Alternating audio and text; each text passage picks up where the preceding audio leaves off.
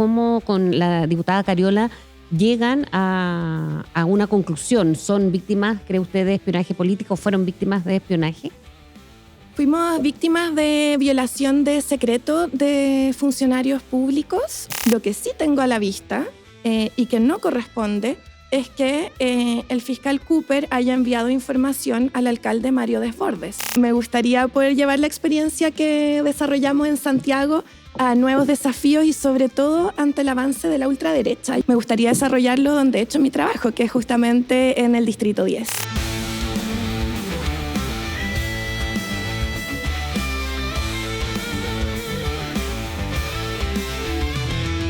¿Cómo están? Bienvenidos a un nuevo capítulo de El Chile que viene. Hoy con una invitada, Iracy Hasler, ex alcaldesa de Santiago, es militante del Partido Comunista, además chilena, suiza, brasileña, ingeniera comercial de la Universidad de Chile. En el año 2021 fue incluida por Forbes como una de las 30 mujeres más poderosas de Chile. Ha sido la única militante del Partido Comunista en ser alcaldesa de Santiago. Bienvenida, Iracy Hasler, a El Chile que viene. ¿Qué tal? Bien, muchas gracias, Fresia, por la invitación. Un gusto compartir contigo y con quienes nos acompañan. Bueno, primero es saber en qué está Iracy Hasler después de haber dejado el municipio en estos días, tanto en lo cotidiano, en la política. Sí, han sido tiempos de mayor tranquilidad. Sin duda que la tarea de la alcaldía es muy demandante, muy intensa, así que he podido dedicar algún tiempo a escribir. Parte de la experiencia, ¿Libro? Sí, parte de la experiencia de la Comuna de Santiago. Y por otro lado también me ofrecieron publicar mi tesis que desarrollé también en el tema de cuidados y en el sistema que hicimos en Santiago. Así que estoy con ese proyecto avanzando bastante. Y bueno, recorriendo las ferias, ¿no? Hemos visto ahí hasta sopaipillas. Parece que se debutó en la cocina en estos días, ¿o no? Es verdad, sí. Bueno, he tenido más tiempo incluso para cocinar, algo que en los años anteriores no era posible de esta manera. Así que sí, he ido a la feria, el otro día fui, compré zapallo, hice sopaipilla, así que las vecinas me andaban dando sus mejores recomendaciones ahí para hacer una rica sopaipilla y me quedaron buenísimas. Buenísima. Bueno, lo vimos en Instagram, en redes sociales, y la feria es un súper buen lugar para hacer campaña, ¿no? Bueno, también un espacio de encuentro. La feria es un espacio de encuentro social. Un lugar donde van las familias, donde van las mujeres muchas veces, sí, donde se conversa de política, del día a día, de todo. De los precios de las verduras, del zapallo para la sopaipilla. Sí, del precio de las cosas por también. Ejemplo, ahora el tema de una carrera parlamentaria va acompañada también de esa visita a la feria. Bueno, yo voy a ir a la feria siempre porque me gusta y además porque soy vecina de Santiago, así que recorro la comuna, pero sin duda también vamos a estar recorriendo algunas otras en lo que viene. Así que sí, me gustaría poder llevar la experiencia que desarrollamos en Santiago a nuevos desafíos y sobre todo ante el avance de la ultraderecha. Hay un discurso de odio que está muy fuerte y que yo creo que es necesario poder ir a debatir, a argumentar, a generar cambios, a defender los derechos que tenemos, pero también a lograr más cosas, más cambios, vivir mejor, que es lo que los chilenos y las chilenas queremos. Bueno, hay una campaña también bien desafiante. Estuvo aquí la candidata Yanet Jara del Partido Comunista precisamente. ¿Usted tiene algún rol en el comando de Yanet Jara? Sí, bueno, primero que todo tenemos nuestra gran candidata Yanet Jara, una mujer luchadora, una mujer representativa de la mujer chilena, una mujer de esfuerzo y además de mucha capacidad. Y estoy aportando en varias cosas, pero especialmente en el equipo programático. Tuvimos, de hecho, el encuentro programático hace algunas semanas atrás, donde pudimos profundizar en las ideas de cambio de nuestra candidata Yanet Jara. Porque una característica que ella tiene es que ha tenido la capacidad de lograr cambios. Y por eso es tan importante el programa, porque ella no es alguien que solo va a prometer, como ha dicho otra candidata. Como Carolina Toá. No, me refiero a Evelyn Matei, que decía prometan. No, Yanet Jara tiene capacidad de gestión. Ella nos decía, yo hice y ya cumplí. Bueno, y por eso preguntaba por Carolina Toá, que también fue y eso es súper importante, exministra. ¿no? Sí, sin duda, y Carolina Toá también ha logrado muchas cosas. Y el rol, usted con el bagaje que tiene ya como en la votación de Santiago, por ejemplo, si va a una campaña parlamentaria, iría también por la misma zona, ¿no? Yo, no solamente por las redes sociales, que ir así por Santiago, porque eso es no solamente la comuna, es muy amplio. ¿Iría por esa zona? Bueno, donde yo tengo mi trabajo, Fresia, y mi mayor conocimiento, mi experiencia es en la comuna de Santiago, en sus 26 barrios, en su historia, su identidad, pero sin duda que para poder jugar un rol en lo que viene, también voy a aprender mucho de la identidad, de la historia de otras comunas. Y eso, a propósito de tu pregunta, me gustaría desarrollarlo donde he hecho mi trabajo, que es justamente en el Distrito 10. Ya, y eso, el Distrito 10 sería ya cerrado o depende de qué, para ir negociando, me imagino yo, y ya oficialmente ser candidata parlamentaria. Las listas finales se están todavía conversando entre los partidos, los acuerdos. Está la idea de una lista única que ojalá pueda avanzar para que tengamos mayoría en el Congreso, porque eso necesitamos no solo una gran presidenta de la República como va a ser Janet Jara, sino que también necesitamos un Congreso con mayoría para los cambios. Por ejemplo, en el tema de las pensiones lo hemos visto, nuestra candidata lo ha dicho, logramos avanzar mucho, buscando acuerdo, diálogo, pero también necesitamos avanzar más y eso depende de qué composición tenemos en el Congreso que quiera hacer cambios profundos. ¿Usted pensaba en ser diputada una vez que empezó a avanzar su trabajo en Santiago por lo mismo? Porque usted dice que tiene quizás un arraigo, una cercanía particular, por ejemplo, con el distrito que en la comuna que pertenece Santiago, que usted fue alcaldesa. Bueno, yo creo que cada uno ve en los momentos los desafíos que tiene que enfrentar. Yo en los años anteriores tuve solo una tarea, que fue ser alcaldesa de Santiago. Y mi cabeza, mi cuerpo, mi espíritu, mi visión estuvo puesta solamente en la comuna de Santiago, en sacarla adelante, en poder, después de tanto abandono que hubo anteriormente, de tantas dificultades, poder sacar Santiago adelante. Y logramos recuperar Santiago, sus barrios, generar avances muy relevantes y sin duda que en eso estuvo mi trabajo. Ahora, a propósito del momento político en el que nos encontramos, hay que asumir diferentes roles y en eso creo que por eso se abre esa posibilidad. Este contexto se abre esa posibilidad que me la planteó el presidente del partido, de hecho, muy poquito después de las elecciones. Yo en esos momentos todavía estaba pensando en el cierre de Santiago, en culminar nuestro proceso. ¿Y le dolió mucho dejar la alcaldía? ¿Ah? ¿Lo dolió mucho dejar la alcaldía de Santiago? Echo de menos la alcaldía de Santiago, eso es real, Fresia, porque es muy interesante lo que uno logra empezar a hacer, gestionar. Sin duda que si uno piensa en otro espacio como el Congreso es muy distinto y también tiene cosas muy valiosas porque se pueden pensar políticas nacionales, pero en el caso de la comuna de Santiago es un municipio que tiene mucha capacidad de hacer y que tiene un equipo muy amplio de funcionarios y funcionarias que tienen una gran experiencia y que cuando uno logra ponerla en disposición de los cambios es realmente valioso ver cómo el Parque Los Reyes estaba tomado por la delincuencia, por la inseguridad, por problemas. Uno toma una decisión, lo cierra perimetralmente para abrirlo a las familias y cambia. Solo por darte un ejemplo, pero esas cosas son muy bonitas. Y vamos a recorrer Santiago también. Esas cosas son muy bonitas de poder hacer. Y a mí eso recordar. Me gustó ahora, mucho. Hablando de la candidatura presidencial, es un año electoral de todas maneras y hay una primaria que se viene muy pronto. Y la primera oficialista para usted tiene un valor político electoral. ¿La primaria? La primaria. Tiene un tremendo valor. Yo se lo pregunto porque el exalcalde de Recoleta, Daniel Jadue, dijo en su momento, y literalmente que le quitaba valor a las primarias. No creo que sea un elemento democrático, da la posibilidad de gente que no es militante, que no le interesa la política, vaya por motivaciones muy distintas y vote en una primaria. No estoy de acuerdo con eso. Yo creo que la primaria tiene un tremendo valor. Primero que todo, nuestro sector ha logrado ponerse de acuerdo. Es decir, la izquierda, el progresismo, la centroizquierda, con todo lo que nos une y con todo lo que nos diferencia, dijimos hay que presentarle un proyecto al país y que el liderazgo lo defina la ciudadanía. Y yo creo que es muy valioso. Y es valioso también porque hay un debate que es de ideas. Nosotros vemos por el otro lado de la derecha que lamentablemente hay una odiosidad, hay un ataque, pero no se ve un proyecto. En cambio, en la izquierda, la centroizquierda, se están debatiendo proyecto país. ¿Qué es lo que vamos a hacer para Chile? ¿Y esas diferencias, por ejemplo, de Daniel Jadue no afectan a esta unidad del progresismo, digamos? Yo diría que en general en la izquierda y el progresismo tenemos una alta valoración del proceso de primarias que se está llevando adelante. Ojalá que la ciudadanía se convoque ampliamente a votar. Son primarias competitivas, además. Yo creo que eso es significativo porque el voto de cada uno y cada una de ustedes va a determinar lo que pasa en la elección. Así que yo sí le doy un alto valor, Fresia. Y creo que si hay una que otra opinión distinta, eso es parte de la discusión pública. Sí, ahora pero tampoco es la primera vez que Daniel Jadue tiene una opinión distinta al resto del progresismo o del oficialismo incluso. Bueno, pudiera serlo, pero yo creo que en general estamos con una visión que es de que esta primaria es significativa, es relevante.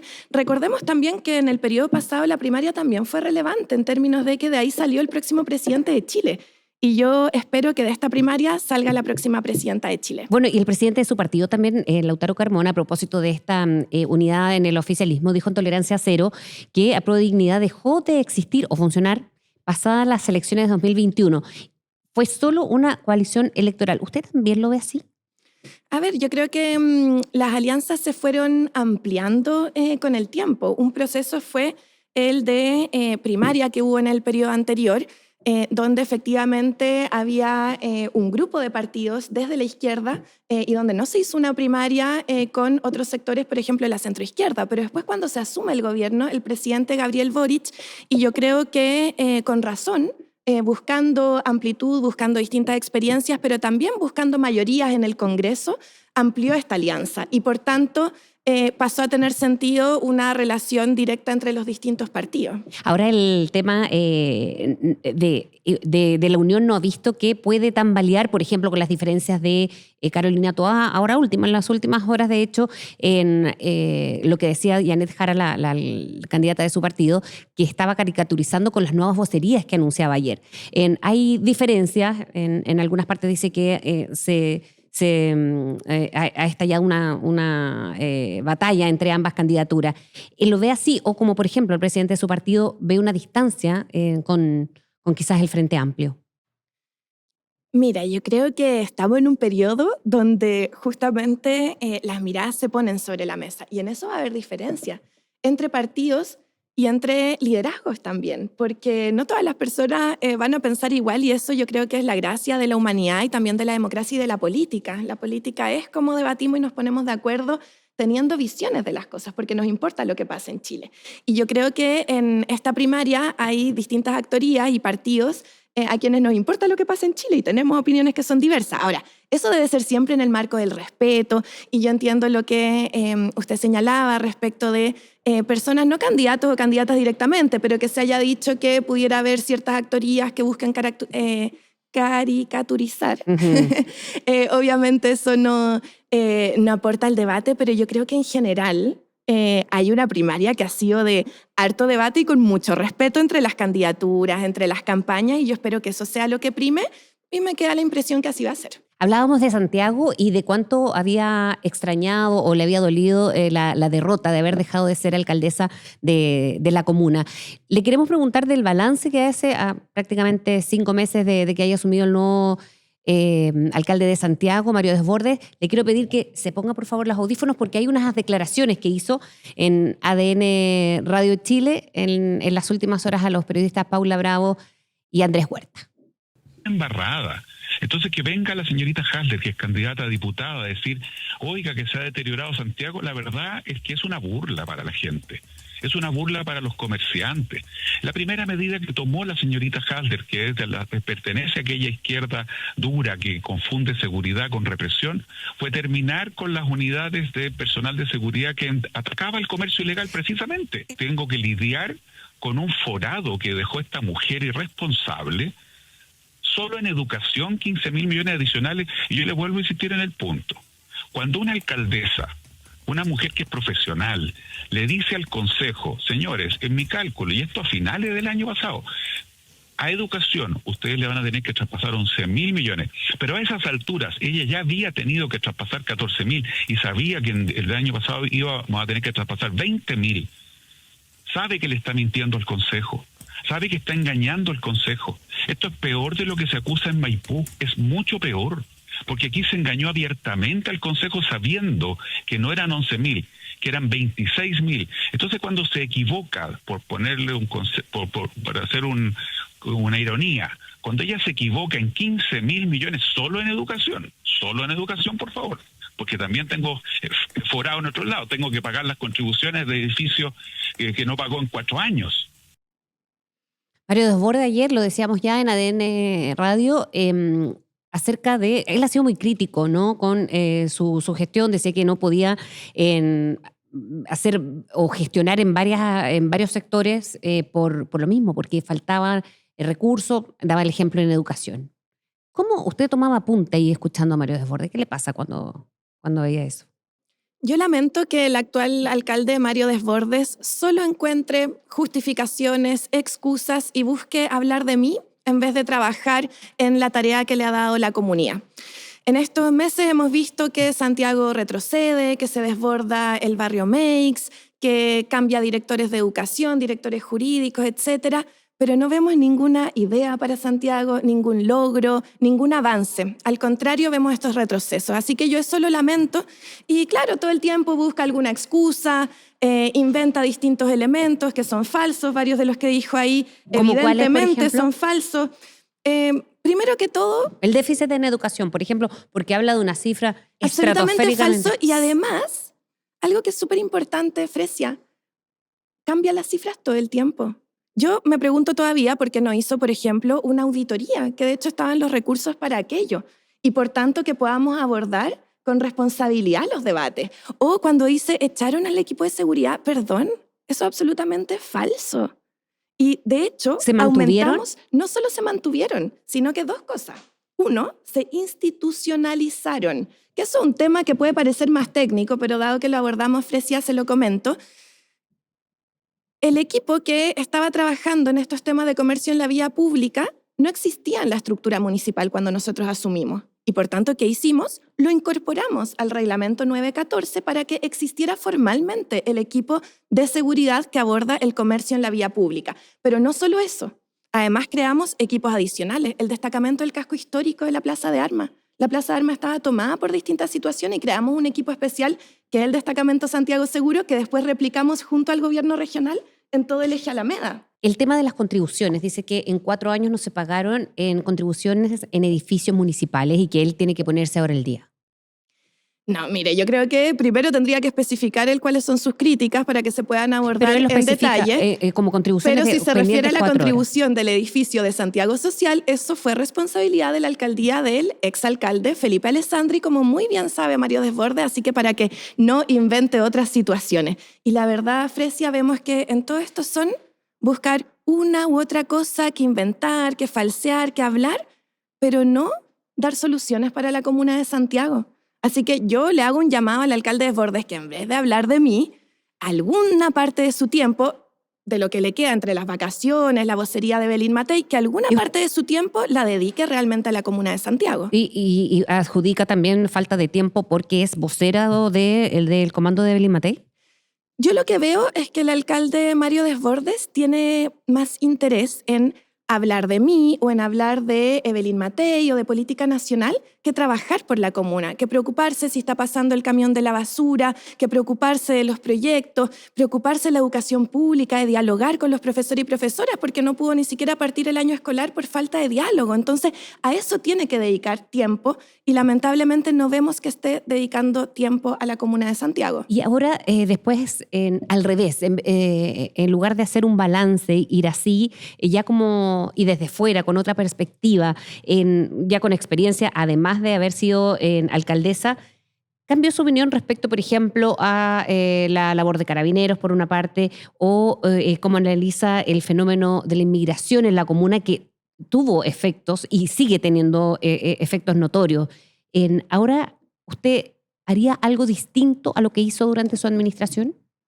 Mira, para las primeras preguntas, el trabajo en la alcaldía implicó en nuestro caso una relación cotidiana con las policías y muy especialmente con carabineros, que juegan un rol fundamental en el orden público y por tanto, más que un cambio, porque yo sé que se hablan muchas cosas de nuestro sector, pero de repente tratan como de a cada persona ponerle la visión que quizás han tenido otras actorías de nuestro sector. Yo la verdad es que pude desarrollar un trabajo bien profundo con carabineros y lo que sí, más que un cambio, es un mucho mayor conocimiento del funcionamiento de la institución y de las relaciones interinstitucionales. Al punto, de hecho, que en Santiago creamos una iniciativa innovadora que es la Mesa Jurídico-Policial, que nos permitió recuperar 86 casas que estaban tomadas por la delincuencia y el narcotráfico, y eso fue por la articulación entre instituciones, porque en la conversación diaria nos empezamos a dar cuenta que Carabineros tenía una atribución, la PDI otra, la Fiscalía otra, nosotros otras, la delegación, que juntas podían permitir un cambio mucho más profundo. Por ejemplo, en la Ciudad de Dios, que era el lugar más peligroso que teníamos en la comuna de Santiago, había habido, Fresia, 5 homicidios en menos de un año en torno a esa manzana, y por eso decidimos recuperarla. Y trabajamos con la fiscalía, con las policías, recuperamos el lugar, hubo las detenciones necesarias, después se selló todo ese espacio, se trabaja con los dueños del lugar para que lo puedan tener con seguridad y cambia esa realidad. O lo mismo en la Malagueña, en la zona sur, etc. Entonces, sí, logramos generar un trabajo muy coordinado con Carabineros y con las demás instituciones y que ahora es parte de un proyecto de ley que ya se aprobó en la Cámara de Diputadas y Diputados y está a puertas de aprobarse en el Senado y que va a hacer que esta mesa que hicimos en Santiago, esta mesa operativa, sea obligatoria en todo Chile. Entonces, profundicé mucho esa relación. Y con la migración, sin duda que hay muchos elementos que abordar, Fresia. Y Santiago es una comuna que ha recibido una alta población migrante sin que vaya de la mano con el aumento necesario de servicios públicos u otros, y además enfrentando una parte de aquello, que es evidentemente una parte y es minoritaria, pero que es gravísima, que hay lamentablemente actorías y bandas que son ya no solo con una actuación en Chile, sino que internacionales. Todo lo contrario. Y eso lo vimos con el narcotráfico, el Tren de Aragua es lo más conocido en ese sentido, pero que tiene distintas expresiones y eso lamentablemente se vio en distintos lugares y por eso quitamos este control territorial a través de la recuperación de casas tomadas por la delincuencia. Sí, y el hacinamiento además que es impresionante. ¿Y Tremendo. qué haría distinto ir así? Bueno, yo creo que en general estoy muy orgullosa de lo que hicimos, Fresia, en la comuna de Santiago.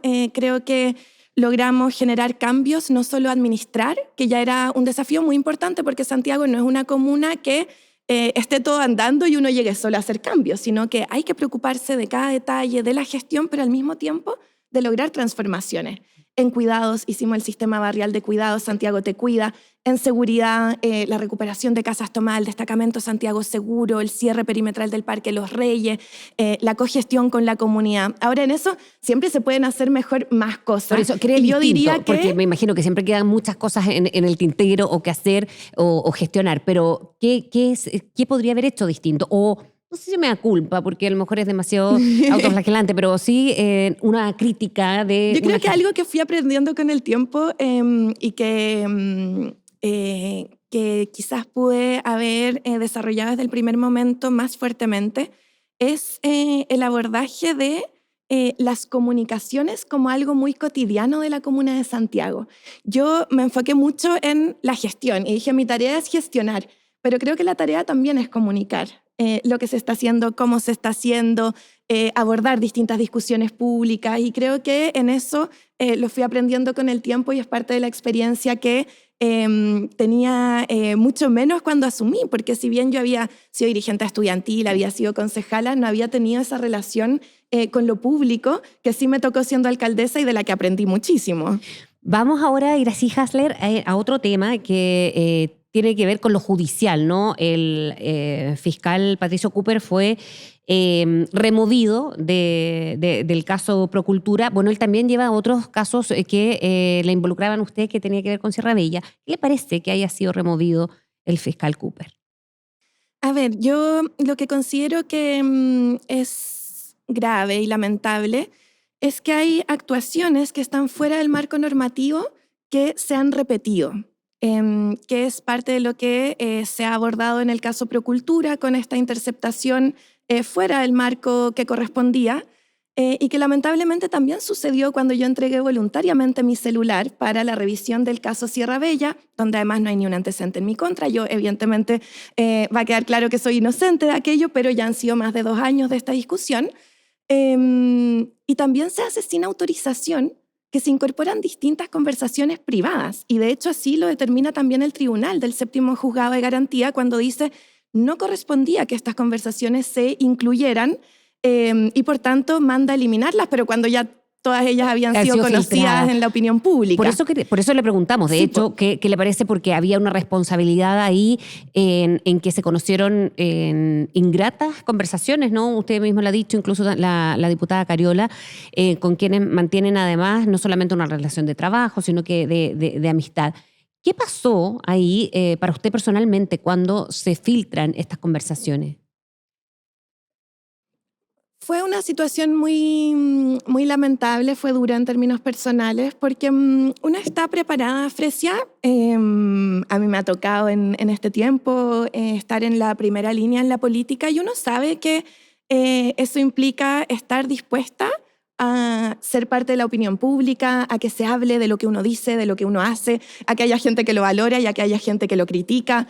Eso es parte de la política. Yo ya lo tengo súper asumido y es parte de la decisión que uno toma y que uno dice, sí, vale la pena hacer política, cambiar las cosas, y eso implica que todo lo que uno haga va a ser parte del escrutinio público.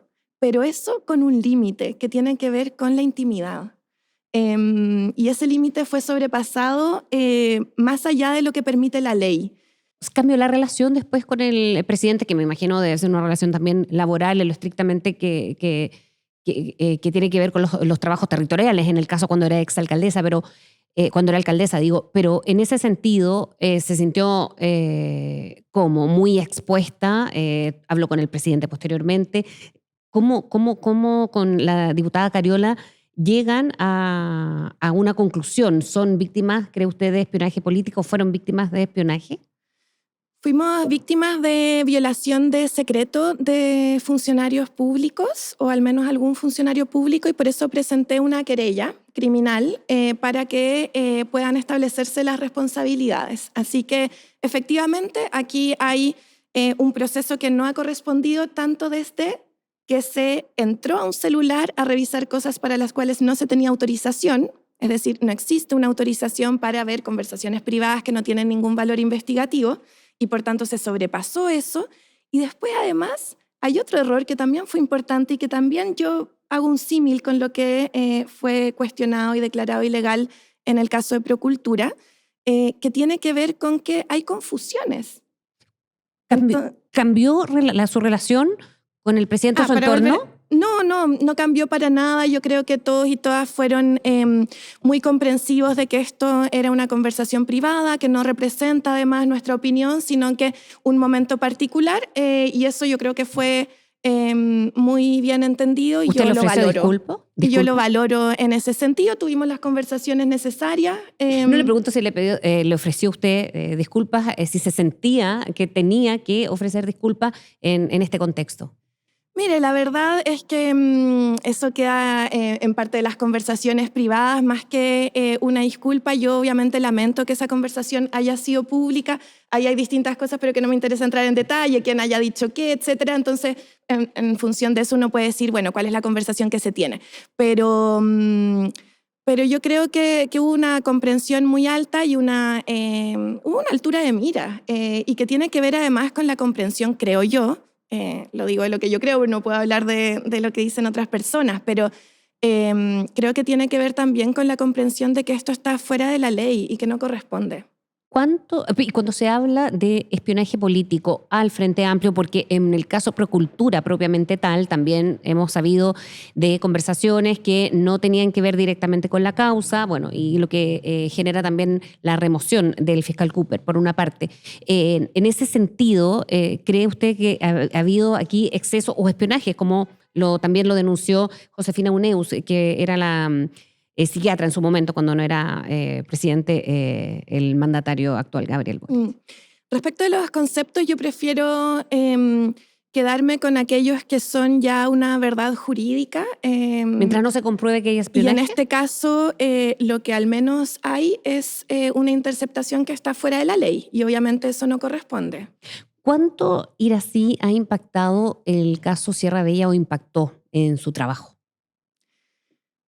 En el trabajo, yo diría que el trabajo siempre continúa. Yo estuve en un rol que exige todos los días, y por tanto eso es sin parar de hacer, etc. Ahora, ¿cuánto eso influye? Tener una discusión abierta, porque simplemente queríamos tener un nuevo centro de salud familiar, porque el Padre Orellana está en muy malas condiciones, y además una compra que no se realizó.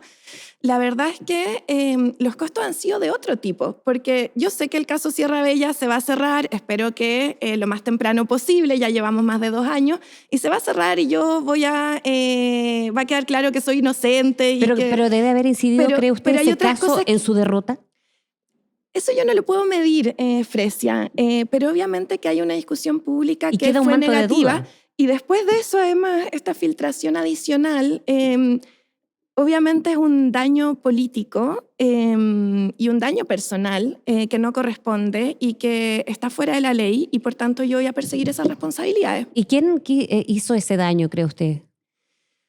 Mire, aquí hay varios pasos que fueron incorrectos respecto del daño de las filtraciones. Lo primero tiene que ver con sobrepasar una autorización. No había autorización para entrar a conversaciones que no tuvieran que ver con Sierra Bella.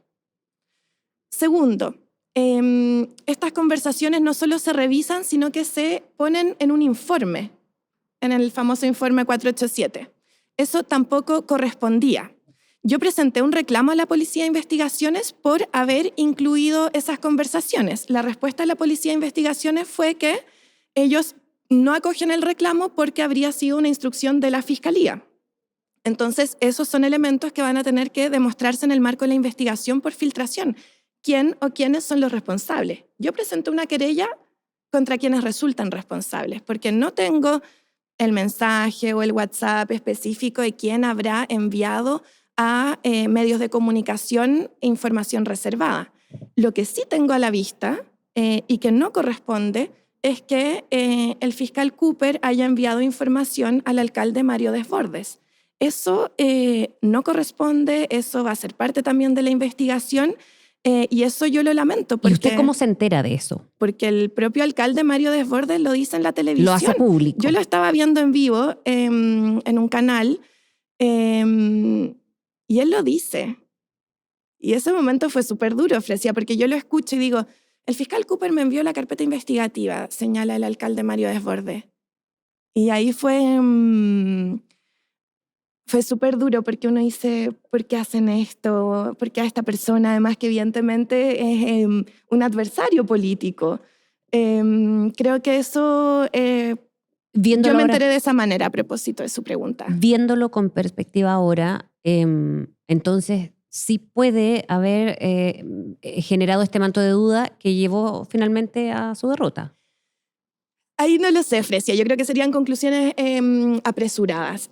Pero sin duda que ha habido un daño político y ha habido un daño personal de cómo se ha llevado una investigación en un caso que no se compró ninguna clínica. Ante la primera duda decidí yo no llevarlo adelante y buscar una nueva alternativa para el Centro de Salud Familiar Padre Orellana, que es que pueda estar en el ex asilo Hermanitas de los Pobres. ¿Y tuvo el diputado Winter, ahora candidato del Frente Amplio, algún rol en este intento de compra? No, ninguno. Y yo lamento mucho que haya habido una intencionalidad de alguna actoría de involucrarlo Pero sin visitó el fundamento. lugar, estuvo ahí, con usted, hizo visitas en terreno.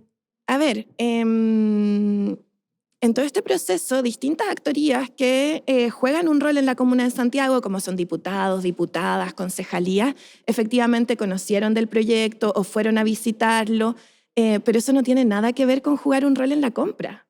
O sea, ¿cree también que puede haber acá una mala intención? En la compra que además no se realizó, dicho sea de paso. Contra el diputado Winter, ahora como candidato. ¿Cómo, perdón? ¿Cree usted que ha habido una mala intención contra el candidato?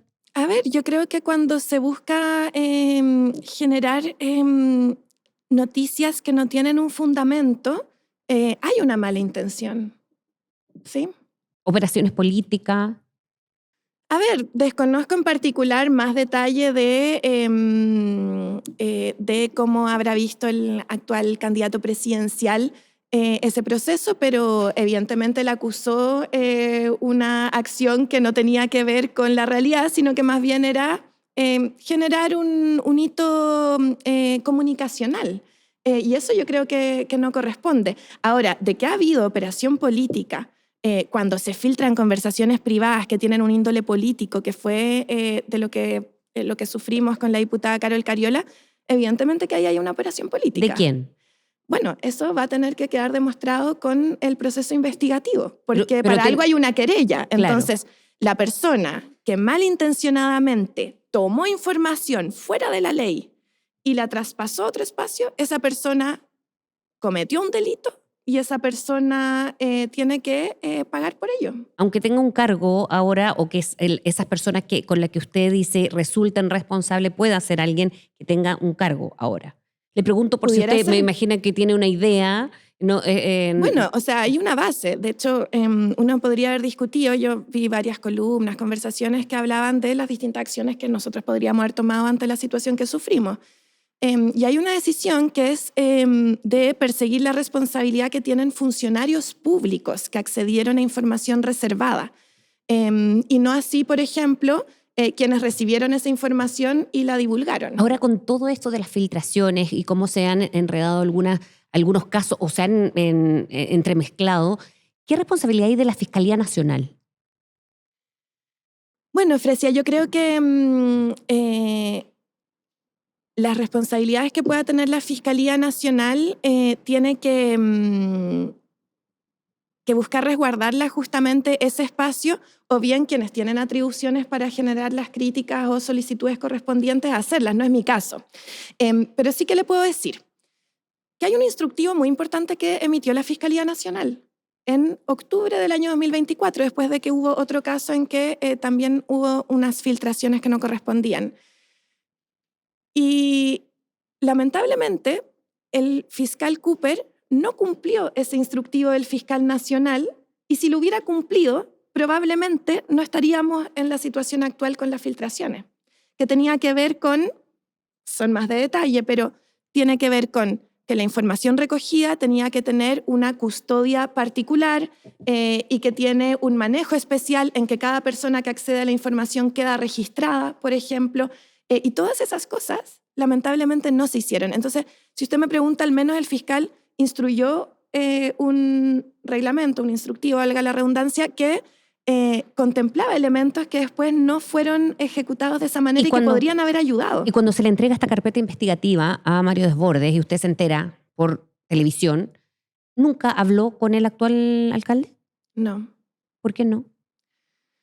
Porque si bien tuvimos una primera reunión que yo creo que fue valiosa con el actual alcalde Mario Desbordes, y de mi parte al menos muy sincera, como son todas mis relaciones, yo creo que él, ante la incapacidad que ha tenido, tomó la decisión de solo atacarme. Creo que hay una decisión política de su parte, decir, frente a toda la dificultad que tiene, mejor busco atacar a la exalcaldesa. Y eso lamentablemente ha generado una ruptura de relaciones, más aún cuando veo que recibe información reservada y que la ventila a través de una querella, que además manda a los medios de comunicación, uno ve que hay una mala intención. Yo fui súper respetuosa todo el primer tiempo del alcalde Desbordes, no sé si lo habrán notado, pero todos los primeros meses yo decía, bueno, incluso aunque él me atacaba, yo decía, bueno, está empezando, es parte de este proceso, pero creo que eso no fue correspondido. Hablemos ahora de, y en tierra derecha ya para las elecciones primarias, literalmente en tierra derecha, la CEP, en las encuestas CEP, habla de un avance importante de la derecha. De hecho, Evelyn Matei, bueno, está en las últimas CEP, pero las de esta semana, CADEM y Criteria, vamos a ver ahí unos datos porque son bien interesantes. Ahí lo vemos, Evelyn Matei, sigue José Antonio Kast, Carolina Toá, y ciega. empata con Kaiser, ¿no? Ahí logra un tercer lugar. ¿Cómo ve ese avance de la derecha? Ya decía que le preocupaba, pero Sí. Cuando los números también lo van mostrando o semana a semana de acuerdo al estudio que lo demuestre. Bueno, esos números nos llaman a jugar más roles, a organizarnos bien, a valorar la unidad y a poder transformar nuestro país entendiendo lo que le pasa a la gente. Yo creo que esos números nos llaman a empatizar con las personas, a entender los miedos y a entender las frustraciones. Yo creo que a veces algunos quizás han visto en este avance la ultraderecha y sus discursos algo que no tomaron del todo en serio. Yo creo que es muy serio lo que está pasando. Y es muy serio que haya muchas personas en nuestro país que crean que personas que manifiestan ese nivel de odiosidad, esa falta de valoración de la vida, de la diversidad, que vean en ellos una posibilidad de mejorar su situación, es un error muy grande, pero que tenemos que poder abordar desde escuchar más, desde la empatía y desde las propuestas. ¿Y cuánto cree que ha afectado o al revés, ha hecho avanzar a esta derecha en hechos ocurridos o de corrupción o lo que está pasando con algunas fundaciones que entran casi todas en un mismo saco, el trabajo que no se está haciendo bien? A ver, yo creo que hay un fenómeno en Chile y en distintos lugares del mundo donde la ultraderecha ha avanzado. Y eso tiene que ver, yo diría, con sobre todo las comprensiones de la seguridad, con la frustración que está habiendo en el mundo. Pero en Chile en particular. Y en Chile en particular eso también se expresa. Ahora, que hay distintos elementos que afectan o que pueden generar un malestar hacia personas o hacia partidos o hacia sectores, obviamente hay muchos elementos que pueden influir en eso. Tanto lo que no hemos logrado avanzar como gobierno, las cosas que han faltado, sin duda también cuestionamientos como los que usted señala. Todos esos factores pueden estar, pero yo creo que lo más importante tiene que ver con cómo logramos llegar a generar un proyecto país que le haga sentido a las personas y que vean que con la izquierda, con el progresismo, van a vivir mejor y que no es una buena solución estos discursos extremos que creen que tienen todas las soluciones, pero que la verdad no generan mejoras en la vida de las personas. ¿Y haría bien en hacer un gran o unirse el progresismo, incluyendo, por ejemplo, la democracia cristiana? Absolutamente. Aunque la democracia cristiana a veces condicione la presencia del PC. Es que unidad no se puede hacer si es que no es con toda la actoría. Entonces, yo creo que hay una gran parte de la democracia cristiana que ha trabajado de muy buena manera en distintos periodos históricos con el Partido Comunista y yo creo que eso es bueno para Chile y que eso debiera ser parte de el proyecto que logramos seguir ampliando para el próximo periodo presidencial. Nosotros en Santiago así lo hicimos. Yo valoro mucho la democracia cristiana de la Comuna de Santiago y así lo he visto en muchos otros lugares. La experiencia que yo he tenido ha sido muy buena. Ayer justo hablaba con unos demócratas cristianos y me decían, nosotros al menos sí queremos generar unidad y avanzar en conjunto y yo creo que eso está en muchos lugares y yo espero que hacia allá avance la discusión interna de ese partido, que respeto obviamente su discusión interna y a la vez tengo una opinión que creo que nuestra unidad va a ser buena para Chile. Iracy, ¿cómo ve el Chile que viene? El Chile que viene, yo lo veo con esperanza porque creo que necesitamos y podemos vivir mejor.